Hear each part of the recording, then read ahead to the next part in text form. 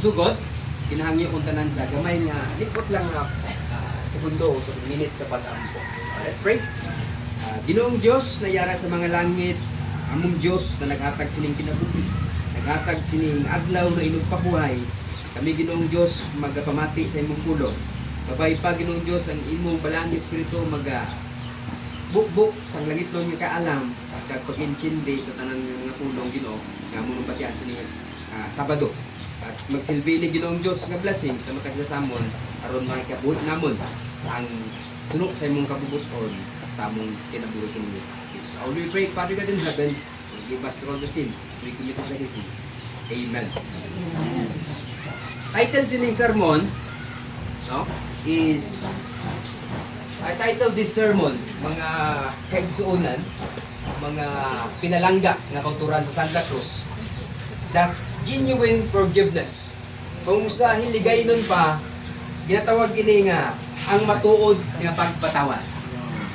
Kagang aton kitis ginatong nabasahan ninyo, ang siling dira sa Lucas 23:34, ang siling, Ama, no, sa Tagalog, patawarin mo sila, hindi nila alam ang ginagawa nila. Gusto ko lang i-emphasize, no, itun-an naton ang unsa bala ang ambot silingon ni Jesus Christ sa forgive them, patawarin. No? Kag mga kaigsunan, no? Dira sa Lucas 23:34, isa ina sa mga paborito ko nga teksto. Kay isa ina sa appeal sang Ginoo before siya mapatay. Kag kanami isang appeal niya mga kaigsunan. Appeal niya is all about gihapon sa gugma sa katawan. No?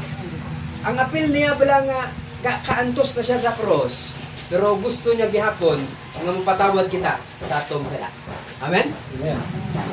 So, ang pagpatawad, no? Budlay ini himuon, di ba? Kung kita kang mga tawhanon sa atong perspective kag manguna-una, di ba? Sa atong mga pangsariling desisyon. Lisod ini himuon. Lisod budlay.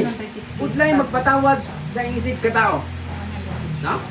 Minato kita dira. No? Budlay good. But, no? Ang pagpatawad is napaka-importante, mga igsunan. Sa kinabuhi, sa matag isa nato. Importante kita eh. No? Importante katama. Nganong ang pamangkot, nganong magpatawad kita, no? Nganong kinanglan naton magpatawad? Nganong magpatawad man si nanay, si Tatay Rodrigo, si sa tayo Pisino?